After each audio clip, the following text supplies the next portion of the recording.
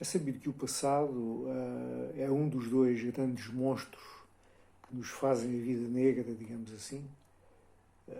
O outro será a imaginação, o futuro.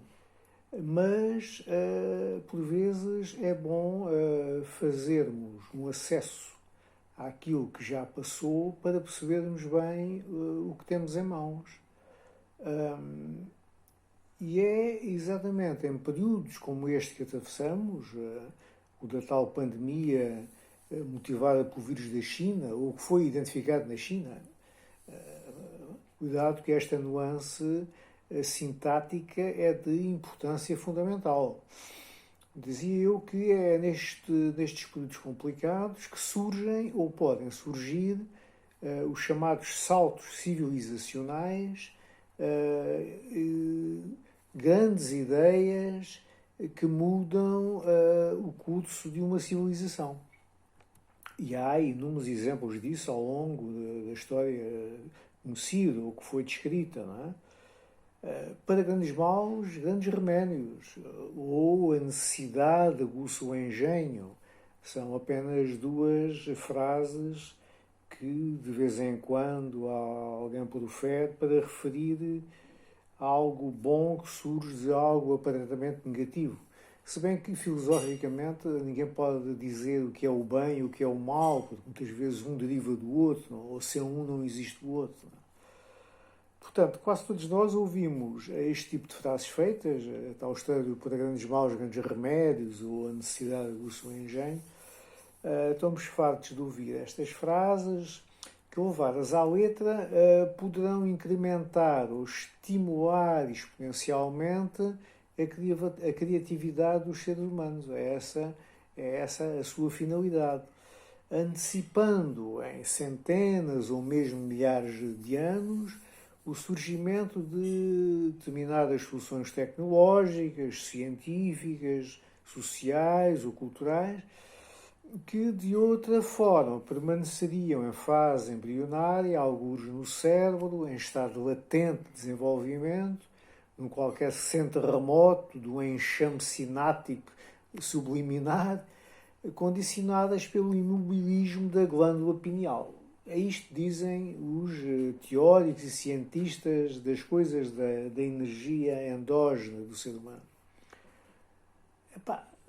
Dir-me-ão que nem todos os indivíduos desta espécie, da espécie humana, serão capazes do tal golpe de asa, não é? Que caracteriza a genialidade, e por uma questão de simples honestidade intelectual. Eu sou obrigado a concordar. Mas também é verdade que a história nos ensina que os grandes saltos civilizacionais da humanidade aconteceram sempre em períodos de grande constrangimento. E aqui é que surge o tal vírus chinês ou vírus da China. Não é? Toda a gente percebe, ou toda a gente já percebeu, que estamos a atravessar um período de grande condicionamento, em que as economias dos países vão sofrer rombos enormes. Diz-se que em Portugal o rombo será da ordem dos 20%, algo que não existia desde o princípio do século XX, mas lá iremos.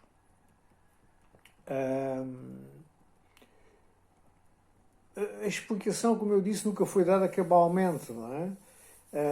Talvez aconteça simplesmente aquilo a que vulgarmente se chama a coragem do condenado, a explicação de aparecerem coisas extraordinárias em períodos de grande dificuldade, não é? Portanto, talvez se possa equiparar à coragem do condenado. O que sabemos é a coragem que advém a um indivíduo que vai ser executado, em que ele diz tudo o que normalmente não diria, não é? Abre a mente, não é?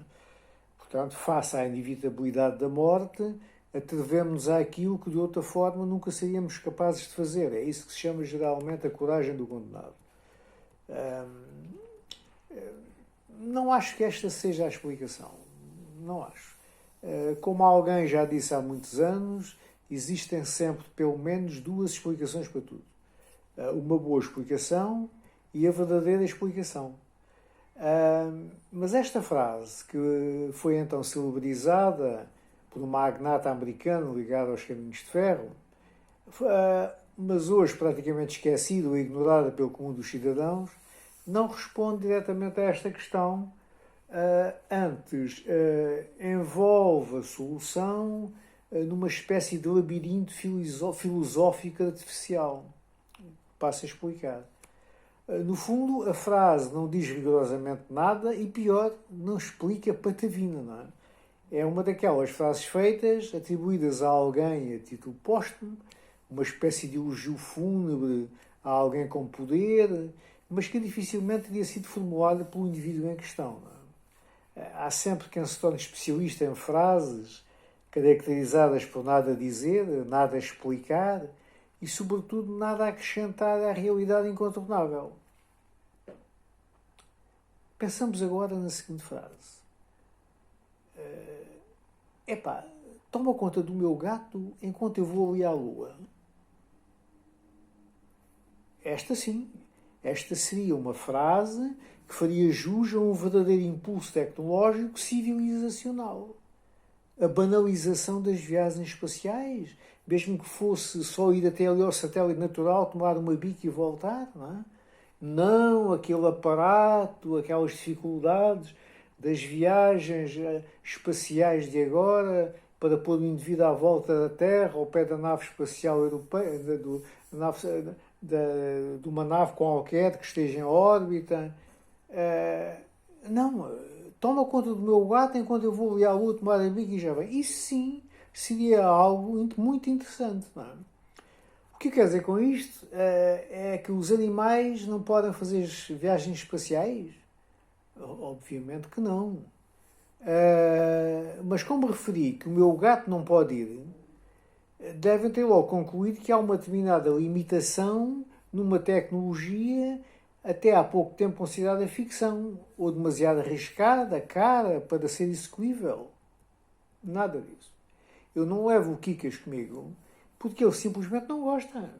Não aprecia aquele gradiente de aceleração que nos permite ultrapassar a atmosfera sem sentir a fricção mortal que se via nos filmes de ficção, chegar ao satélite a menos de um fósforo. O veículo é quase inexistente em termos físicos, pois tudo se resume a uma transferência instantânea e quase imperceptível do estado energético. Sim, aquilo que se costuma chamar de teletransporte, exatamente, e que nos primórdios dos filmes de ficção acabava quase sempre mal, com as infelizes cobaias a verem os seus corpos serem virados do avesso, literalmente feridos pela intermutabilidade energética, um palavrão científico inacessível. Eu acho que o nervoso miudinho que nos assalta quando estamos perante algo desconhecido liberta-nos emocionalmente. E extravasamos aquilo que geralmente se chama de bypass lógico de retenção, uma espécie de válvula de escape ou alarme que nos dá subitamente a capacidade de alargarmos a nossa imaginação. Obviamente que isto do gato, do Kikas mais propriamente, que é o meu gato, é apenas um parênteses para justificar algo a que eu irei chegar mais tarde. Isso, algo parecido com aquela inesperada e derradeira lucidez do moribundo. Estão a ver? A tal lógica da retenção, o tal bypass lógico de retenção.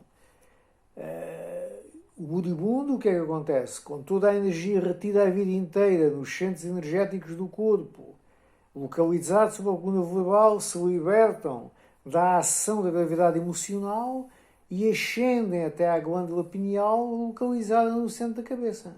Estão a seguir-me? É inútil. Mas o que são coisas inúteis? O que são coisas inúteis?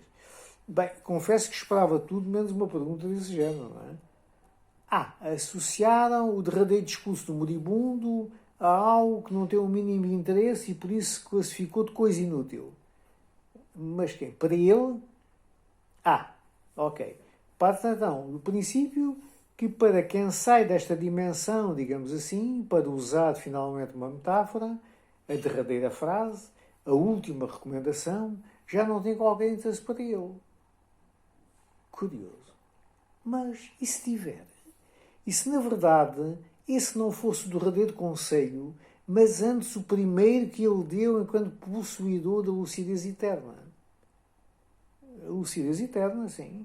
Digamos que aparentemente essa capacidade de gerir a energia retida nos centros energéticos inferiores chega tarde demais. É como se apenas pudéssemos ter consciência do nosso verdadeiro poder, do nosso verdadeiro papel, quando já nada mais importa, quando isso já não nos favorece de algum modo palpável. Para que é que serve esta epifania? Acho que não é inútil. O problema é que o nosso conceito de utilidade é pouco abrangente. Autolimita-se por nossa incapacidade de abarcar o todo.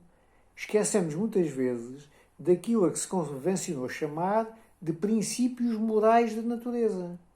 E isso leva-nos a uma constatação interessante e a uma interrogação pertinente. Sim, sim. Existe um poder em nós que não usamos por desconhecimento, pelo condicionamento da vida. Nos é imposto pela vida. Esta é a constatação, sim.